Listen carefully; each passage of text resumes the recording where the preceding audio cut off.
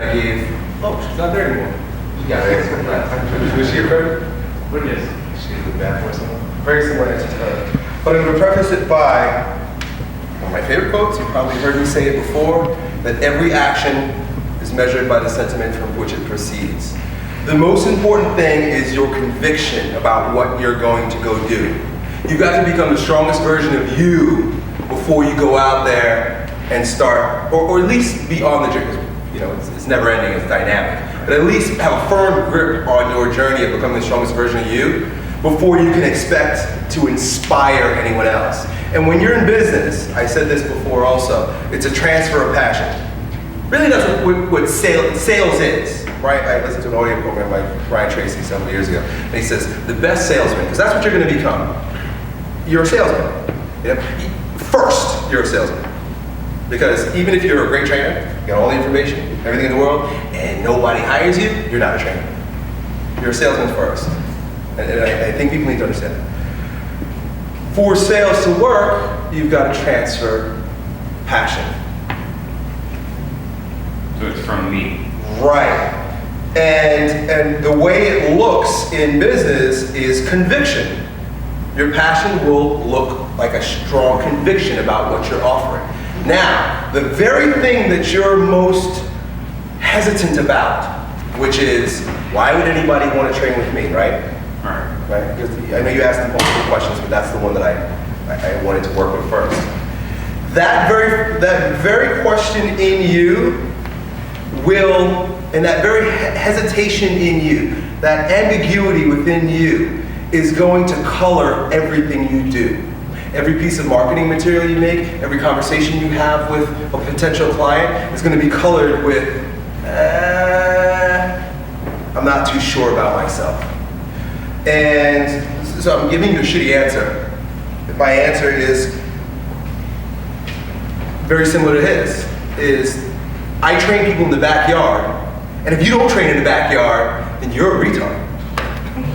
Right? You've got to be, and it doesn't mean that you're arrogant, right?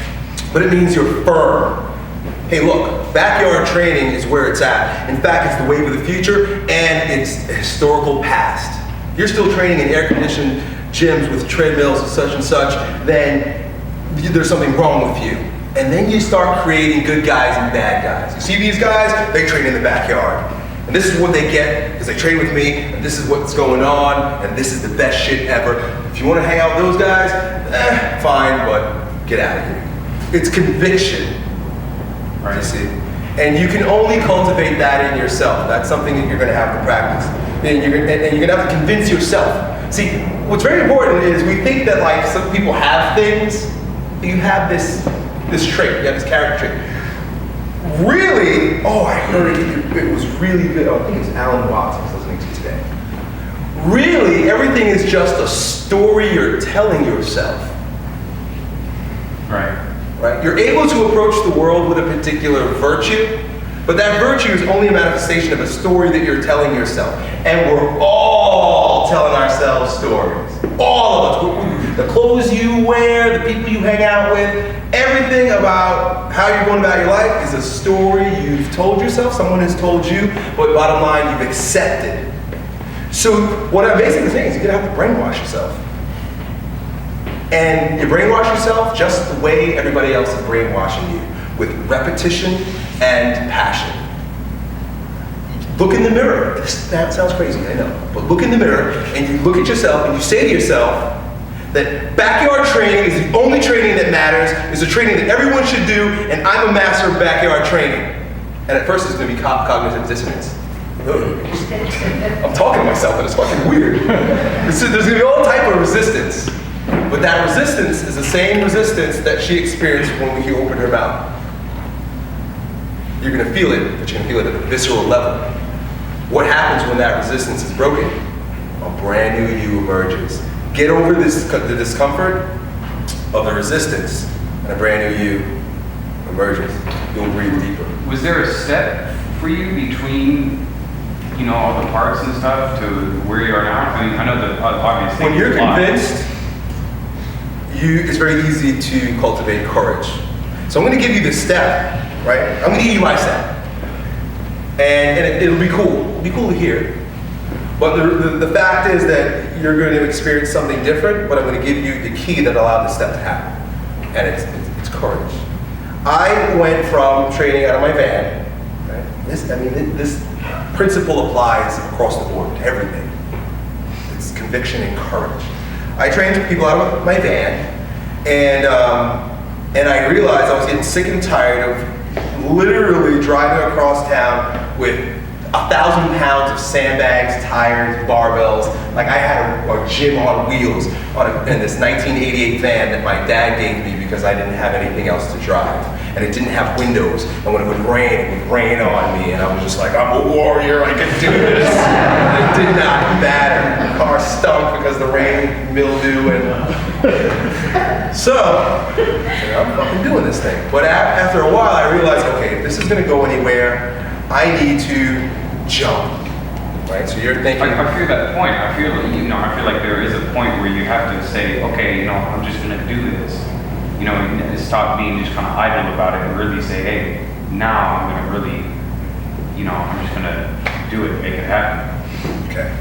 Are you at that point?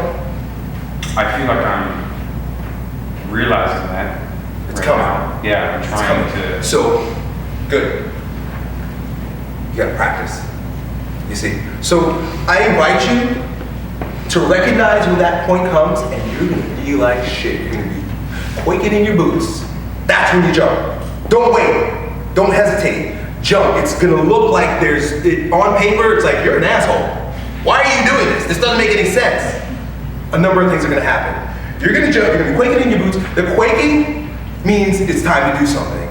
Something big is about to happen, right? Something big is about to happen. That's that cognitive dissonance, that's that dissonance. Quaking in your boots. Why do they say that? You're scared, because when you vibrate, something's about to explode. You feel that quaking, you gotta go. Whatever it takes, just do it, no matter how bad it looks on paper. A number of things are gonna happen. Number one, you're gonna practice courage. You know what, I can do it. And once you practice courage, you can do it again, do it again, do it again, do it again. It takes practice, it's exercise. You're exercising your courage. Number two, it might fail.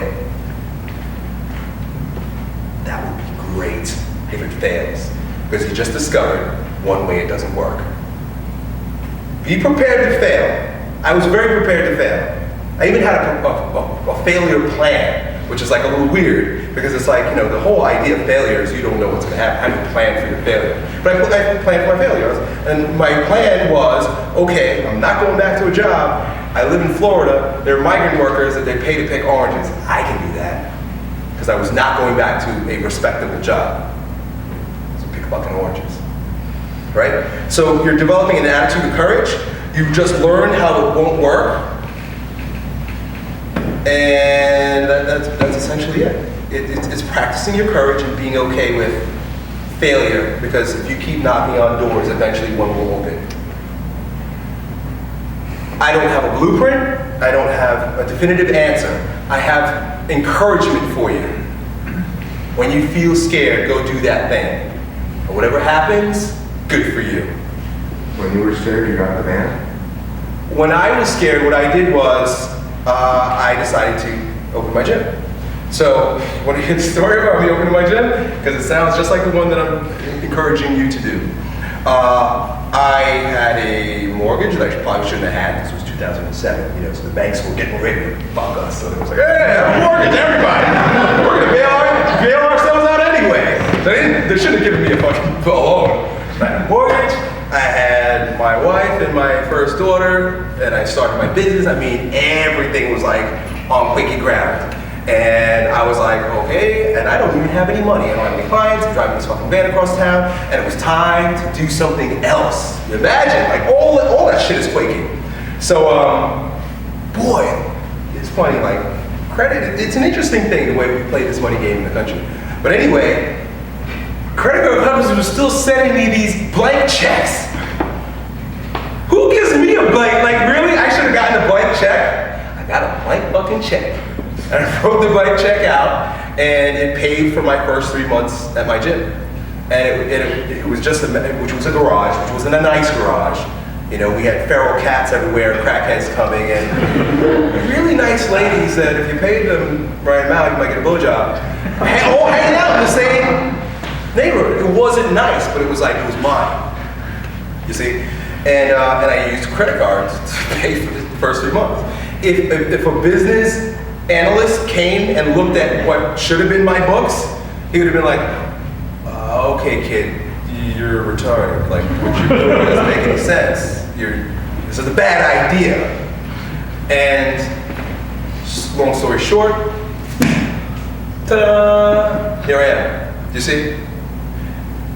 That wouldn't have happened if I just didn't say, fuck it. Now, I had to pay back like $90,000 in credit card debt. I had to get out of the mortgage. There was like a lot of tough times. But I was willing to go through it. You know, if you have money saved up, if you don't have any money, pretend like you have money, ask somebody for money, show up and be like, make something up. Fake it till you make it, right? You're laughing, does that make sense, or it's kind of crazy? And just the look on your face.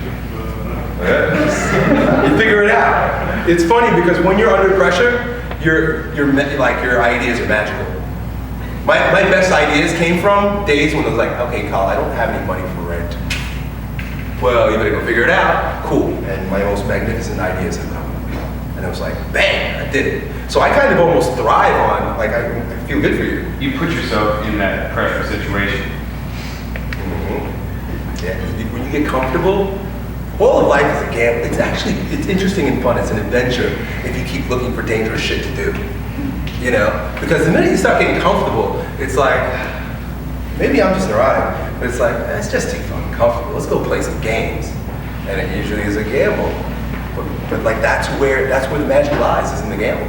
Like this, like literally, this is a gamble. I'm standing up here and I don't know what the fuck I'm gonna say. You guys paid to come here and there's 50 of you here, and it's like, I'm just gambling all over the place. I don't know what I'm gonna say. I don't know what's gonna happen. But it's like, that's where I thrive. So I invite you to start playing that game, you know? Do what you're doing and then just throw yourself off the cliff. See if you can fly. You'll figure it out or you'll hit the ground. Start over again in the next life. You see?